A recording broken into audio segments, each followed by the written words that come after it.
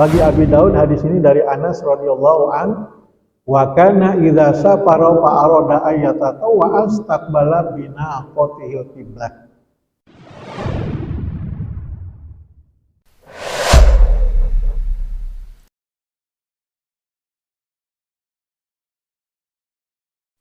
Assalamualaikum warahmatullahi wabarakatuh. Bismillah, alhamdulillah, wassalatu wassalamu ala rasulillah Muhammad ibn Abdillah wa ala alihi wa ashabihi wa mawalah, la hawla wa la quwwata illa billah, amma ba'd. Rabbi shrah li sadri wa yassir li amri wa hlul 'uqdatam min lisani yafqahu qawli.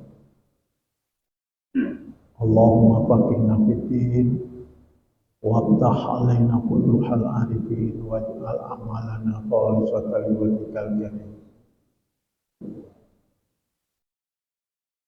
Bapak-bapak, para jamaah masjid Jami'ah Islam yang sangat saya hormati dan muliakan, syukur alhamdulillah pada malam Senin ini kita masih bisa hadir di masjid yang kita banggakan ini dalam rangka kita melaksanakan kewajiban kita, yaitu melaksanakan sholat maghrib berjamaah, dan kita lanjutkan dengan pengkajian atau pengajian atau menuntut ilmu yang merupakan kewajiban kita mulai kita sejak lahir sampai kita dipanggil oleh Allah Subhanahu wa taala.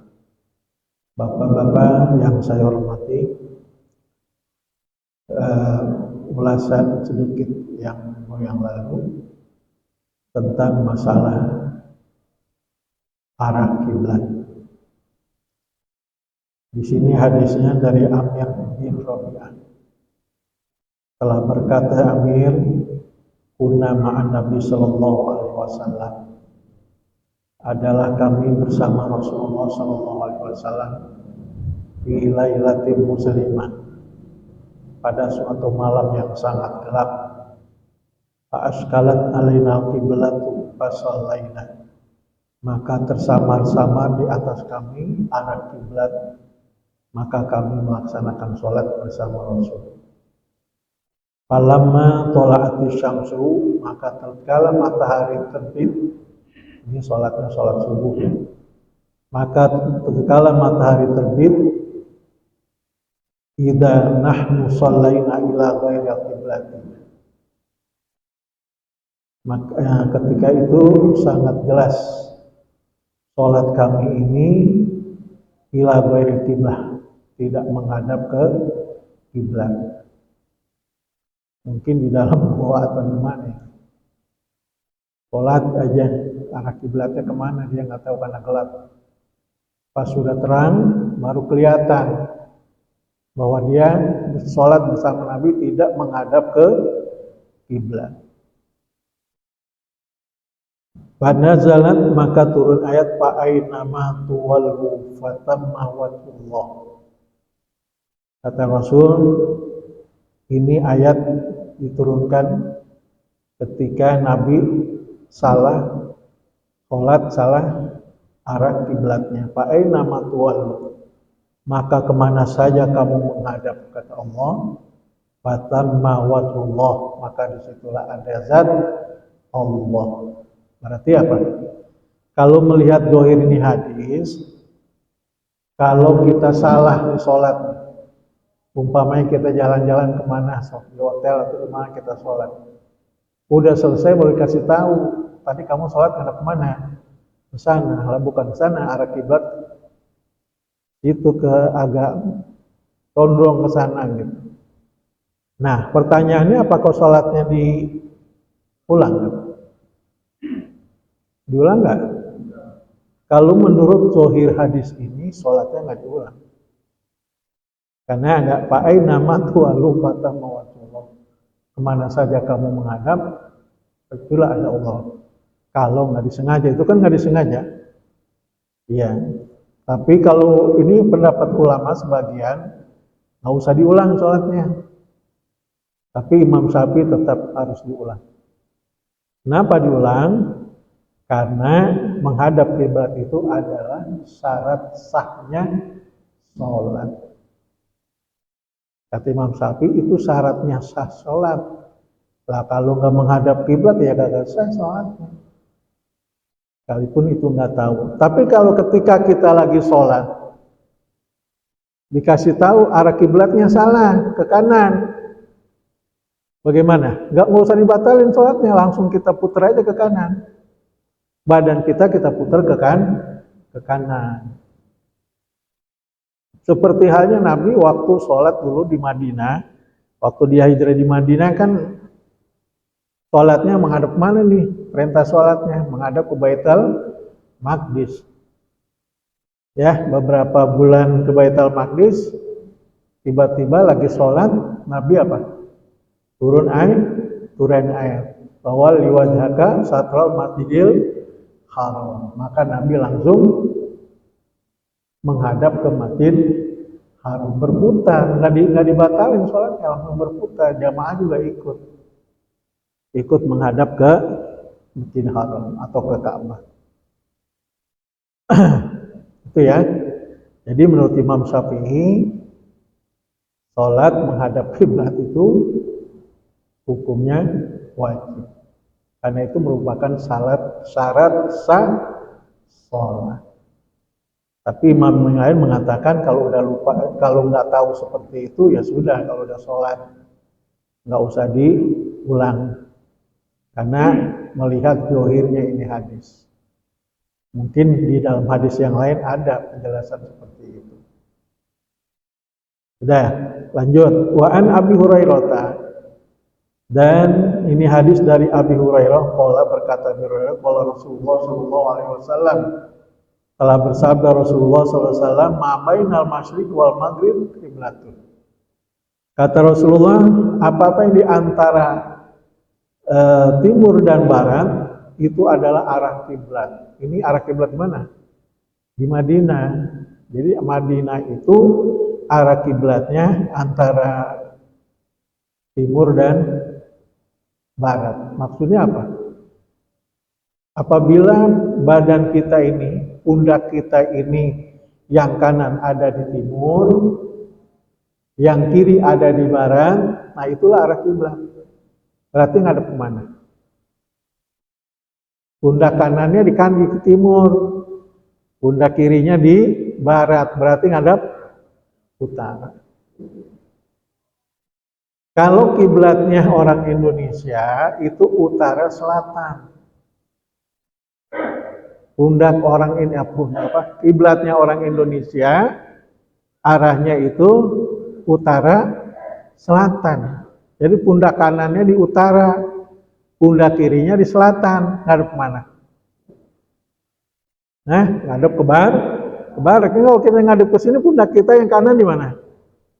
Di mana? Utara, yang kiri di selatan.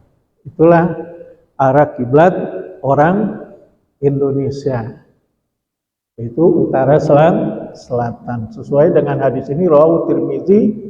Hadis ini diriwayatkan oleh Imam Tirmizi wa qawwahul Bukhari. Dan hadis ini dikuatkan oleh Imam Bukhari.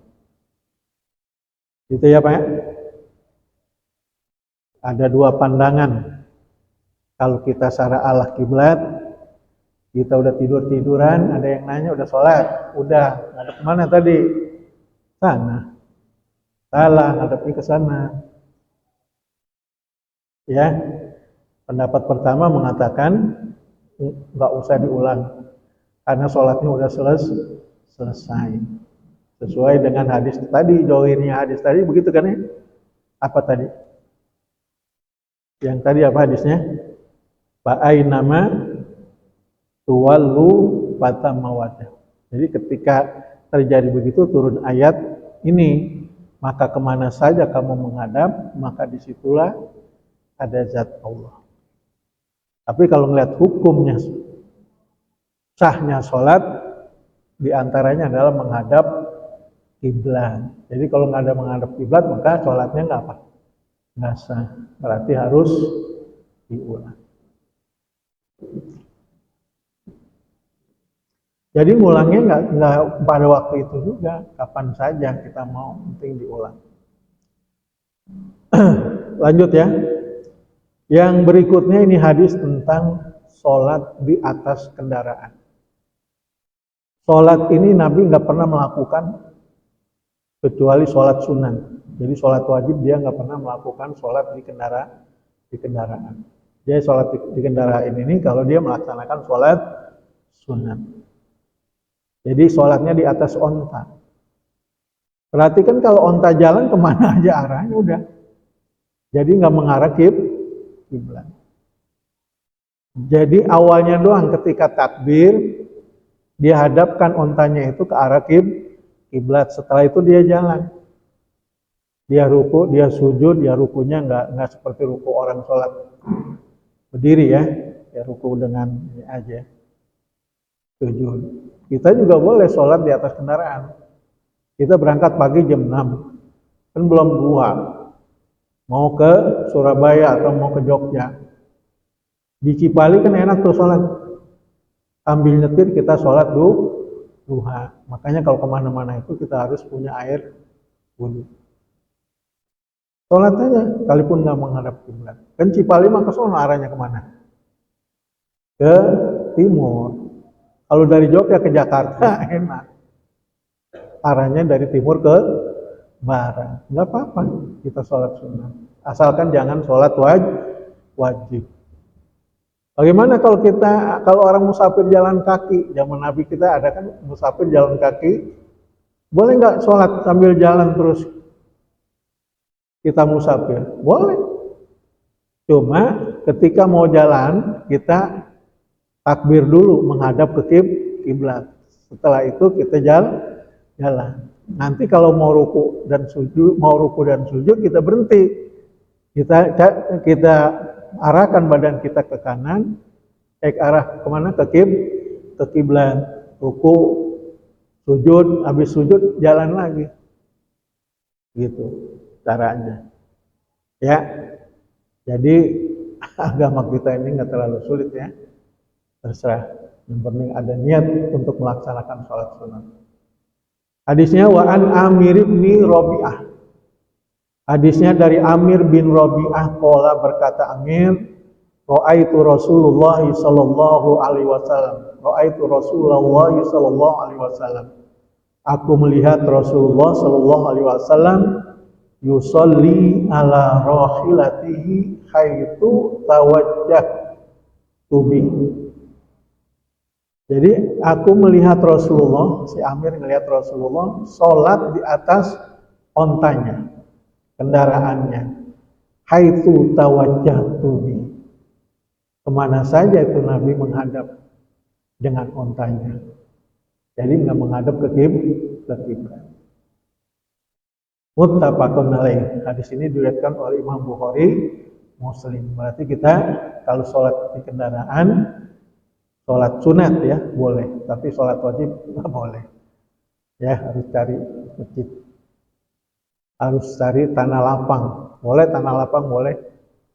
Kalau pinggir tol ada badan jalan gede enak, kita sholat aja. Boleh. Sholat wajib, nah itu kan darurat. Nggak mungkin kita turun. Darurat boleh, kalau darurat boleh. Kalau jalan darat, jalan darat. Kalau jalan laut enak, karena di kapal air, di kapal laut itu ada apa? Masjid dan ada kompasnya dia mah enak. Ngarep mana nih? Ya, kan di situ depan masjidnya ada kompas gede ya. Pak Aryo tuh tahu tuh. Ya, masjidnya ada kompasnya kan Pak? Iya, dulu saya pernah diajak naik kapal laut. Saya belum pernah naik kapal laut. Diajak ke Pak Aryo. Nah gitu turunnya pakai tangga monyet. Lah kita nggak biasa di tengah laut turun ke kapal kecil, berayun gitu. Ampun ya. Untung nggak lompat tenggelam. Kalau nggak salah 2 mobil ya Pak ya, Manarul itu. lanjut ya. Zadal Bukhari menambahkan Imam Bukhari yumi ubi ra'sihi, mengisyaratkan Rasulullah dengan kepalanya, walam yakun yasna'uhu fil maktubah, kata Nabi, dan tidak aku melaksanakannya pada sholat wajib. Aku melaksanakan sholat sunat, sholat di kendaraan itu sholat sunnah, tidak pernah melakukan sholat wajib. Wali Abi Dawud min hadisi Anas, dari Abi Dawud, hadis ini dari Anas. Bagi Abi Daud hadis ini dari Anas radhiyallahu an, wa kana idza safara fa arada ayata wa astaqbala binaqatihil qiblah.